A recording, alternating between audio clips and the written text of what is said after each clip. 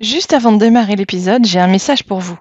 Si vous êtes fan de couture comme moi, écoutez bien, ça va vous intéresser. Pour trouver de nouveaux patrons PDF disponibles à télécharger en un clic, il faut que vous découvriez coudre.shop, le nouveau sponsor du podcast, que je remercie chaleureusement pour son soutien. Coudre.shop, c'est une plateforme sur laquelle vous trouverez des patrons de couture au format PDF exclusivement, créés par des designers indépendants du monde entier tels que Vestiaire Éponyme, Le Papa de Jojo ou encore Miss Cactus.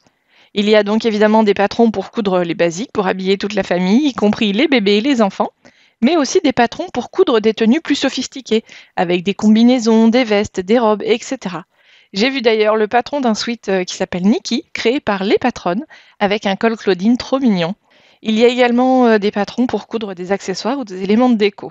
Donc que vous soyez débutant ou confirmé en couture, allez regarder le site coudre.shop, il y a pas mal de choix de patrons originaux. Et peut-être que vous ne connaissiez pas encore le site coudre.shop, mais vous connaissez sûrement son créateur, Julien, alias Couture Enfant. Il y a de fortes chances que vous soyez déjà tombé sur une de ses vidéos sur Instagram ou sur YouTube. Ce que j'ai bien aimé sur le site, c'est la possibilité de filtrer notre recherche, avec par exemple un filtre pour n'avoir que les patrons ayant des tutos vidéo, ou un autre filtre pour sélectionner les patrons par saison. Et ce qui est très pratique aussi, c'est de pouvoir télécharger le patron dans la foulée, pour passer tout de suite à la partie qu'on préfère, coudre. Et parce que vous êtes une auditrice ou un auditeur de fait main, coudre.shop vous offre une remise de 20% sur votre première commande avec le code FAITMAIN20. Attention, cette offre est limitée aux 100 premières commandes. Alors pour en profiter, rendez-vous sur www.coudre.shop dès aujourd'hui. Allez, place à l'épisode du jour. Bonjour à tous, bienvenue sur le podcast Fait Main, le podcast de la communauté DIY, dans lequel je vous emmène rencontrer des entrepreneurs créatifs. Je m'appelle Mélanie Sénat et je suis comme vous, passionnée d'artisanat créatif et j'anime ce podcast depuis 5 ans. Après une longue expérience salariée dans le marketing, la communication et le développement commercial, j'ai changé de terrain de jeu il y a 1 an et demi en me mettant à mon compte. En plus de mes activités podcast, j'accompagne désormais les créatrices et les créateurs du secteur du DIY dans le développement de leur activité, soit ponctuellement via des séances de coaching, soit de manière plus pérenne, en réalisant moi-même certaines actions pour elles. Je propose également des ateliers live et un programme audio de formation à l'entrepreneuriat créatif qui s'appelle Copilote. Sur mon podcast, je vous donne rendez-vous un samedi sur 2. Avec ces créatifs passionnés, on parle des moments marquants de leur parcours, de la manière dont ils nourrissent leur créativité et de leurs projets à venir. C'est une véritable plongée dans leurs coulisses que je vous propose et c'est très inspirant pour notre propre cheminement. Plus de 140 conversations vous attendent déjà et je vous invite à vous abonner au podcast sur Apple Podcasts, Spotify ou Deezer. Vous avez un petit bouton s'abonner sur la fiche du podcast, c'est entièrement gratuit et comme ça vous serez averti des prochains épisodes. Et si mon travail vous plaît, parce que c'est un travail aujourd'hui, pensez à me soutenir en le diffusant autour de vous, en le notant sur votre plateforme d'écoute et en adhérant au club Fait Main. Ce club, c'est l'accès à des audios en exclusivité, 23 à l'heure où j'enregistre, ainsi que l'accès à la communauté que j'anime sur Copilote, mon programme d'accompagnement. Tout ça pour la modique somme de 5 € par mois ou 50 € l'année sans engagement. Allez, j'arrête le téléachat et je vous parle de l'épisode du jour. Il n'y a pas de plus beau talent que celui d'oser. Cette phrase, vous l'entendrez de la bouche de Cécile. Aujourd'hui, comme de temps en temps sur Fait Main, c'est vous, les auditrices, qui avez la parole. 5 d'entre vous m'ont sollicité au fil de ces dernières semaines pour faire entendre leur voix. Vous allez donc pouvoir découvrir Pauline, Cécile, Carole, Muguet et Aurélie. Bonne écoute!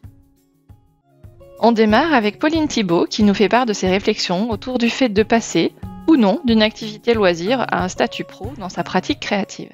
Bonjour, je m'appelle Pauline, j'ai 31 ans, je brode et je fais de l'aquarelle en loisir depuis 7 ans.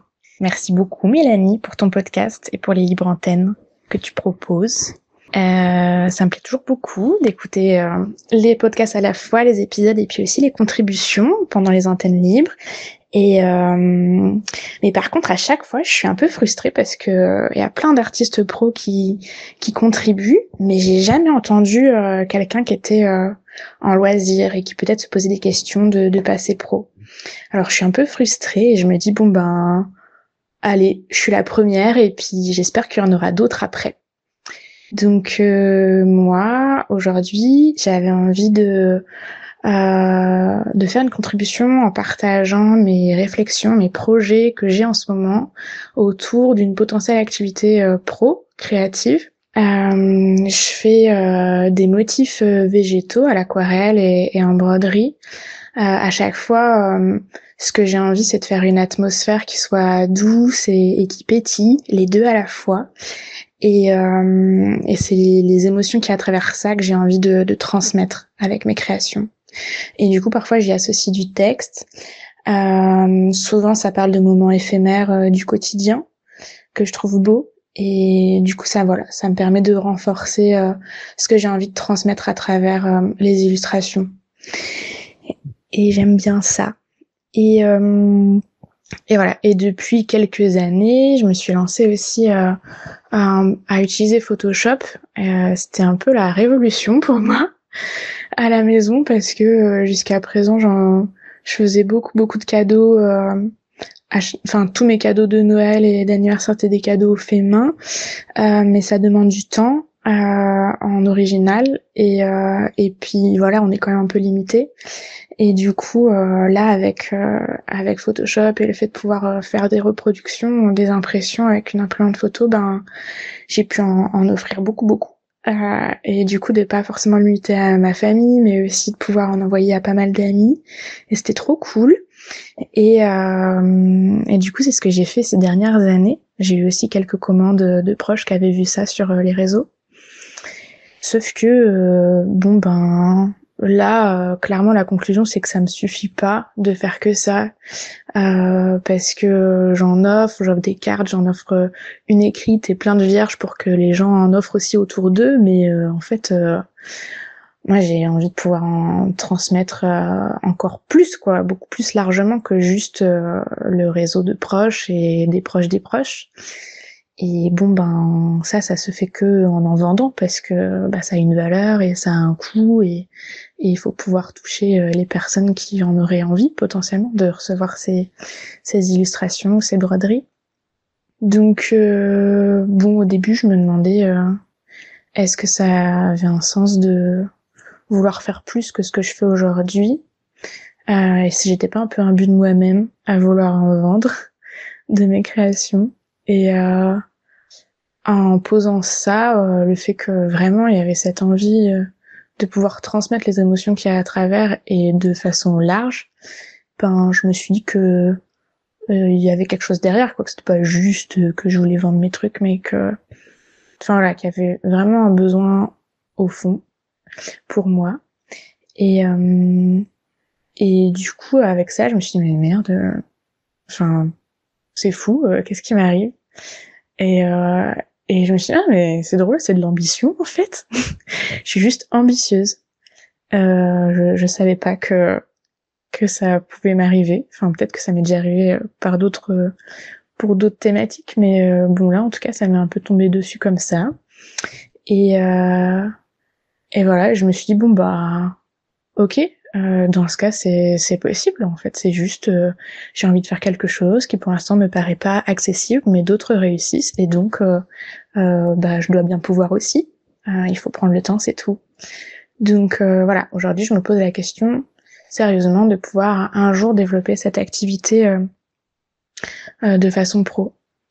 Sauf que, je suis pas quelqu'un de super pleine d'énergie. Je fatigue assez vite et je sais que je remplis pas mes journées de 1000 choses parce que je sais que je serai vraiment à la masse à la fin de la journée, que je tiendrai pas trop.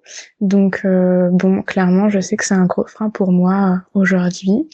Et bon ben voilà, je sais que j'ai aussi des compétences au niveau du dessin notamment et tout ce que ça nécessite pour faire de l'illustration et de la broderie et de les mettre en vente que j'ai pas encore. Donc tout ça me fait dire que ce sera je pense pas une activité à temps plein un jour, mais que j'aimerais vraiment quand même beaucoup pouvoir le mettre en place en complément d'activité un jour. Et voilà. Et du coup, je reste avec cette idée-là, qui est toute récente pour moi, de façon aussi claire. Et j'essaie d'avancer petit à petit avec ça. Et bon ben, j'ai écouté un podcast là, il y a pas longtemps qui disait que il fallait se lancer avant d'être prête. Et oui, bah oui, on a souvent ça. Là, c'était de Illustration le podcast, donc d'Elodie. Et Et voilà, je me suis dit, bon bah ok, il faut se jeter à l'eau. Et en fait, ça faisait, je pense, au moins 2 ans que j'avais envie de faire une première collection d'illustrations, de broderie. Et donc je me suis dit, ok, ça y est, là on est en janvier, donc c'est large, t'as le temps. Donc tu te donnes pour objectif de faire une première collection de création à vendre pour Noël prochain. Et donc j'ai en tête de pouvoir le mettre en vente en ligne pour mon réseau actuel et aussi de pouvoir faire au moins un marché de type marché de Noël pour pouvoir diffuser plus largement.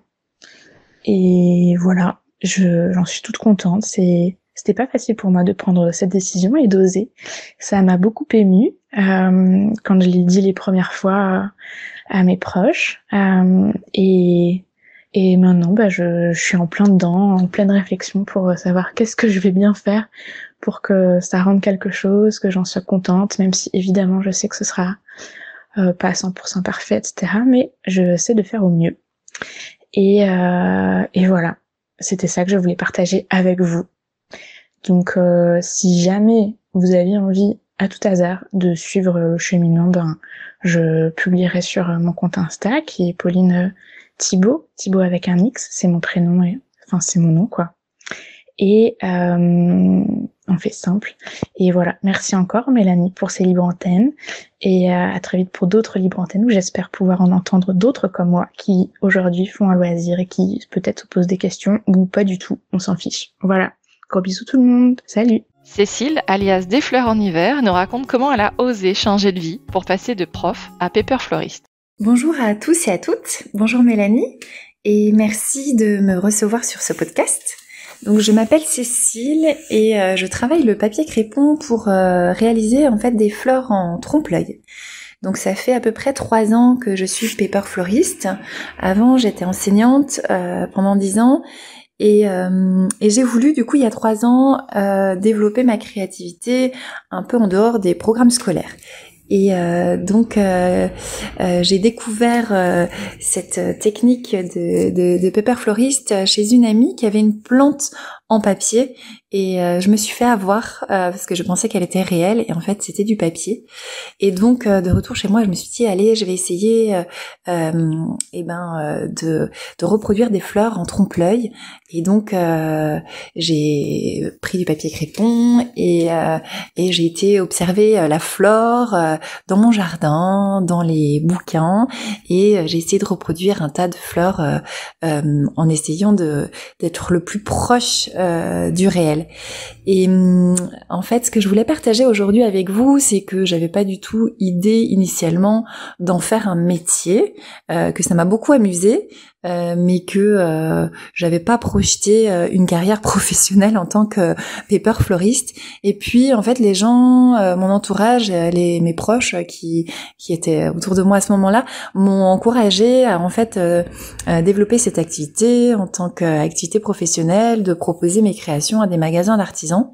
Et ce que je voulais, ce qui est important pour moi de partager avec vous, c'est que en fait si j'avais été toute seule et pas très encouragée, je sais pas si j'aurais eu le courage de me lancer parce que je me censurais pas mal.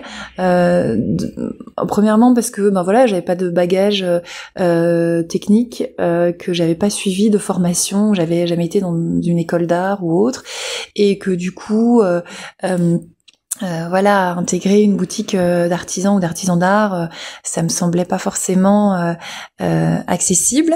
Et puis aussi parce que ce que je produisais, j'étais dans mes débuts, le geste était imprécis, il y avait plein d'imperfections, c'était pas si proche du réel que ça. Et du coup, je m'autorisais pas à vendre potentiellement mes productions, mes créations. Et en fait, j'ai réalisé que finalement, forte des conseils, des encouragements de mes proches, du coup, j'ai quand même passé le pas et j'ai rejoint des boutiques d'artisanat.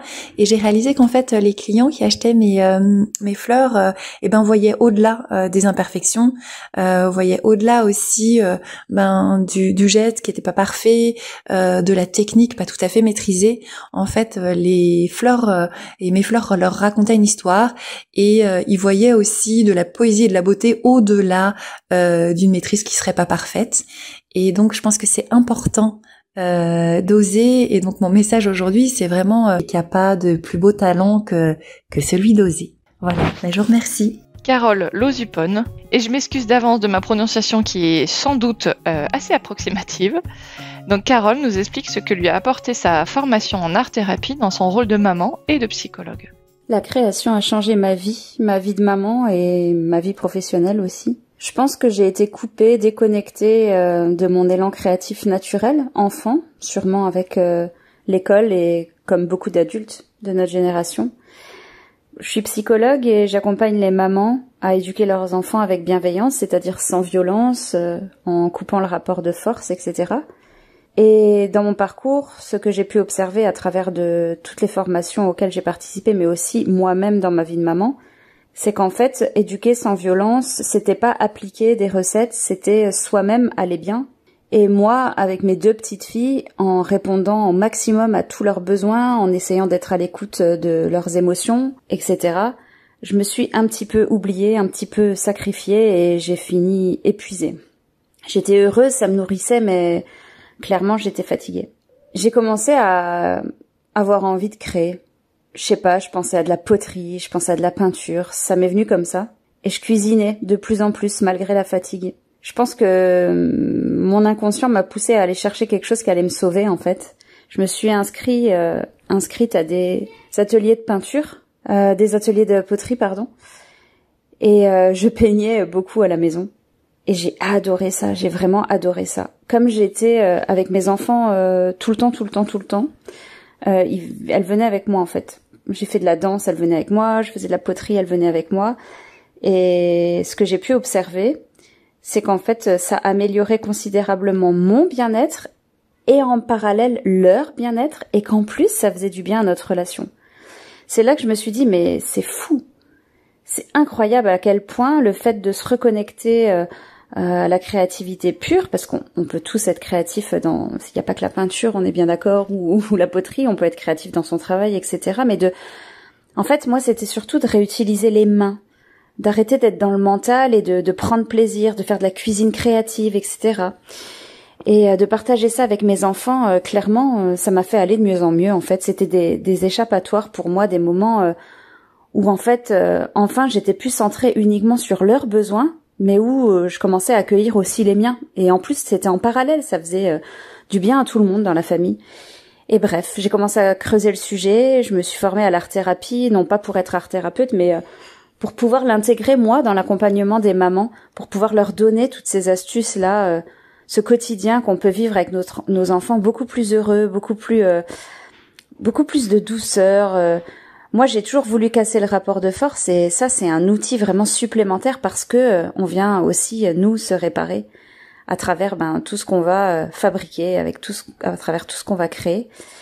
Parce que bien sûr, en plus de tout simplement baisser le taux de cortisol, c'est-à-dire le stress, en manipulant, en créant, etc., j'ai essayé de mettre en place des ateliers très courts, parce que dans la vie de maman, on n'a pas le temps de faire des trucs trop longs, qu'on pouvait intégrer vraiment au quotidien et où en même temps, notre inconscient pouvait s'exprimer, nos blessures, toutes les difficultés qu'on traversait. Et c'était une manière un peu de sortir ça sur le papier, des fois avec juste une feuille et un crayon, pouvoir extérioriser tout ce qui nous habitait, nous et aussi nos enfants. Donc à la fin de chaque atelier, on en parle ensemble et ça a été quelque chose de vraiment positif. Alors pour moi, comme je vous le disais, parce que vraiment créer maintenant, ça fait partie de ma vie et c'est indispensable à mon bonheur. Tout comme le sport et la nature, c'est vraiment des piliers.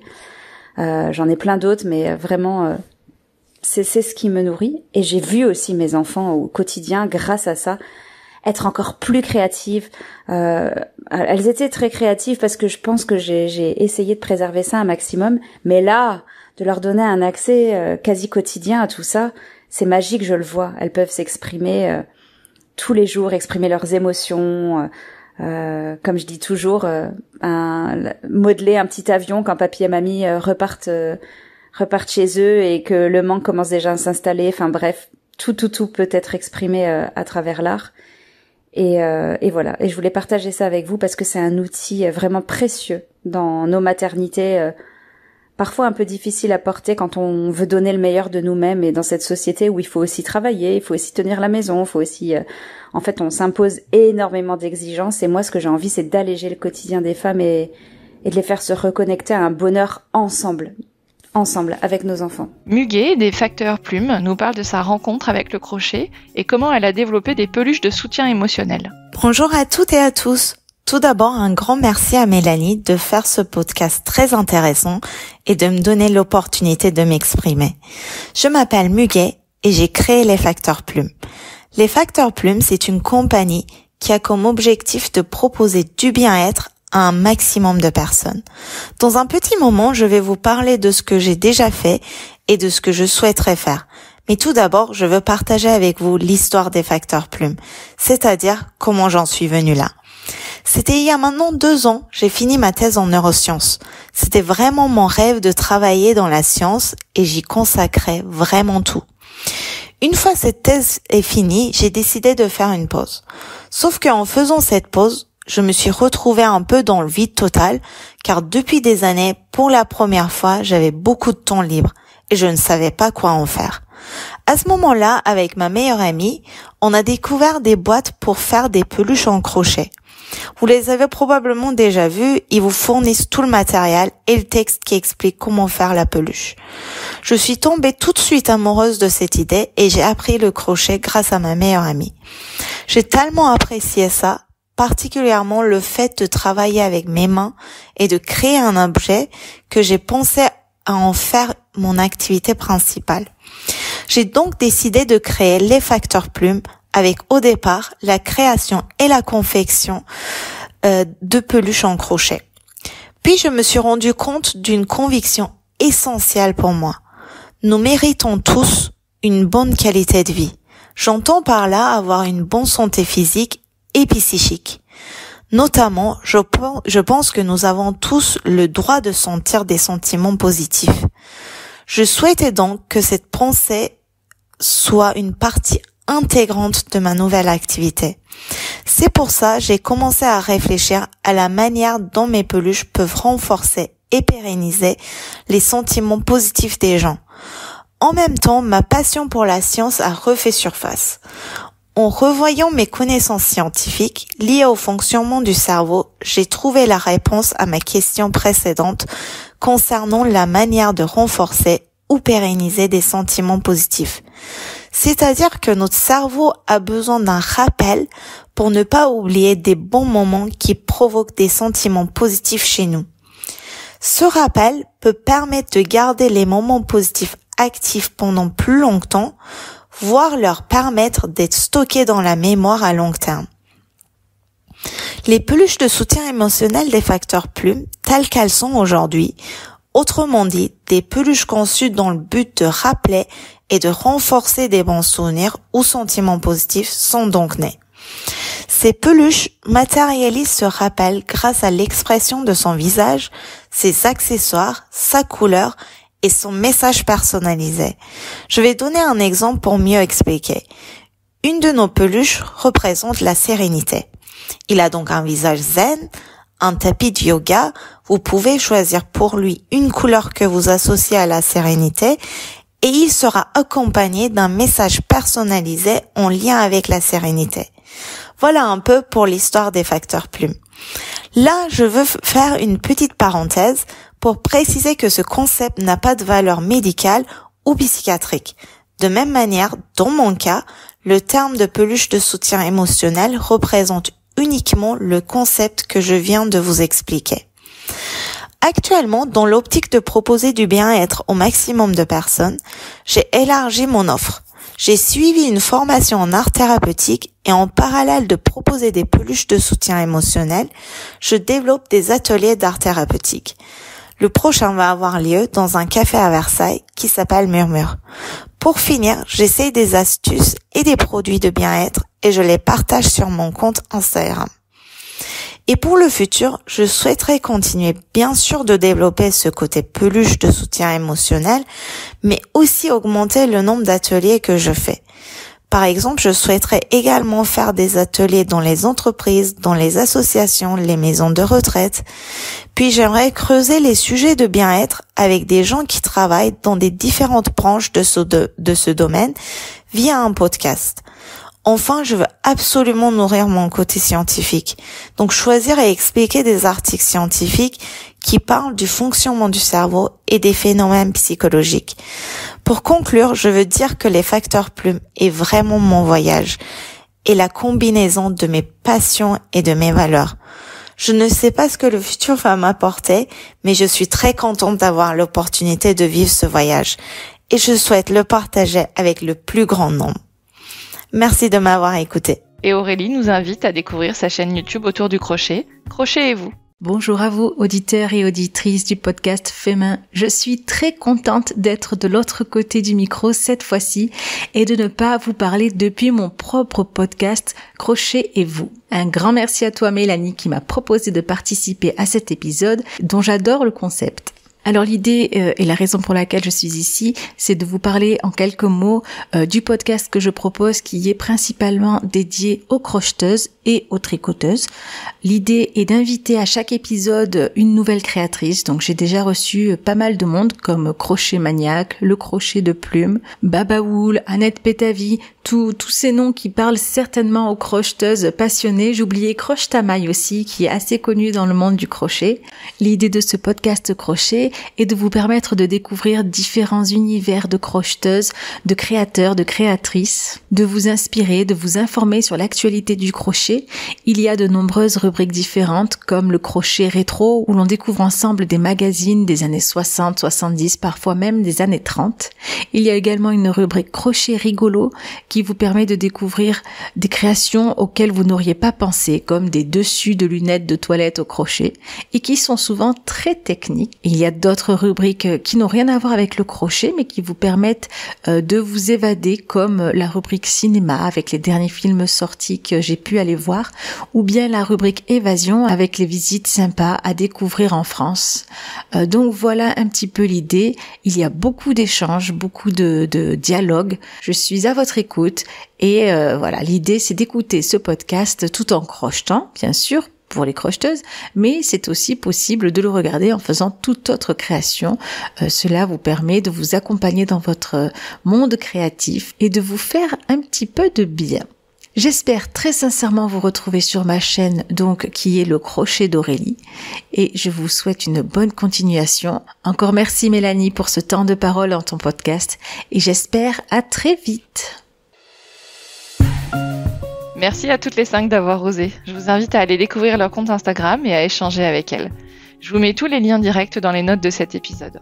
C'est pas un exercice facile de s'exposer comme ça, mais c'est toujours très intéressant et je suis heureuse de pouvoir vous l'offrir. Pour terminer cette nouvelle libre antenne, je me permets de vous redire que j'ai besoin de vous pour participer au développement du podcast. Contrairement à ce qu'on pourrait croire, je ne reçois aucun financement, aucun paiement de la part des plateformes d'écoute. Ce n'est pas comme sur YouTube par exemple où les youtubeurs peuvent percevoir des revenus des publicités qu'on voit pendant les vidéos. Ça ne marche pas du tout de cette manière-là pour les podcasts. Mes seules sources de revenus sur le podcast, ce sont les quelques sponsors qui me soutiennent et vos dons sur PayPal ou sur Tipeee. Et depuis quelques mois, je propose le Club Fémin dont je vous parlais en intro. Comme le principe du don sans contrepartie n'était pas trop dans notre culture, j'ai tenté une nouvelle approche depuis septembre 2024. Je vous propose désormais 4 épisodes supplémentaires à écouter pour 5 € par mois ou 50 € par an sans engagement. Si vous souscrivez aujourd'hui, vous aurez déjà 23 audios à écouter. Et si vous souscrivez le mois prochain, vous en aurez 4 de plus, etc. Vous avez compris le principe. Ce sont des audios courts sur des sujets précis. Voici par exemple ceux que j'ai ajoutés depuis début janvier. On a 2 épisodes avec Clémence de la Griffe de Mao, fixer ses prix en illustration ou réfléchir à l'IA dans l'art. Avec Sandra qui organise les salons 1001 idées, on a parlé de vendre sur un salon de loisirs créatifs et de préparer son stand. Bien s'entourer avec Ma Florentine, qui est la suite d'un épisode que vous avez pu entendre sur Fémin. Avec Stéphanie du compte Nanis Crochet, on a parlé de vendre sur Etsy, les avantages et les inconvénients, et comment choisir pour vendre en ligne. On a parlé spécifiquement de WordPress ou de Shopify. Et puis en épisode solo, issu de ma formation copilote, je vous ai proposé utiliser ChatGPT pour aller plus vite, choisir et enregistrer son nom de domaine, et s'entourer et réseauter.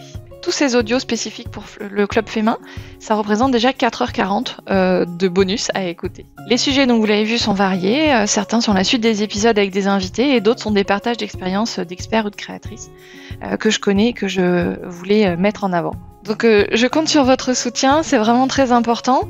Vous savez, depuis la rentrée de septembre, donc ça va faire 6 mois, je réfléchis beaucoup à tous ces sujets autour de passer du gratuit au payant. Et c'est vraiment pas évident parce que on a toujours envie d'avoir des choses gratuites. Et c'est normal, et moi la première. Donc je vais pas vous jeter la pierre. Néanmoins, il y a un moment donné, je pense qu'il faut quand même faire des choix et de savoir ce qu'on a envie de soutenir. Et donc si Fémin vous apporte des idées, de l'inspiration, du réconfort, de l'envie de passer à l'action, des réflexions qui vous intéressent, écoutez, ça serait trop cool de vous compter parmi les membres du Club Fémin.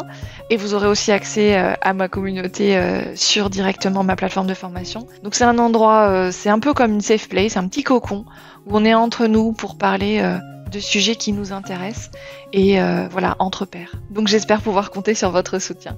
Je vous dis à très vite pour un nouvel épisode, ça sera samedi prochain. On parlera de couture avec 2 garçons pour une fois. Ça va changer, vous allez voir, c'est très chouette. D'ici là, n'oubliez pas de toujours prendre un moment dans votre quotidien pour créer. Je vous embrasse, à bientôt.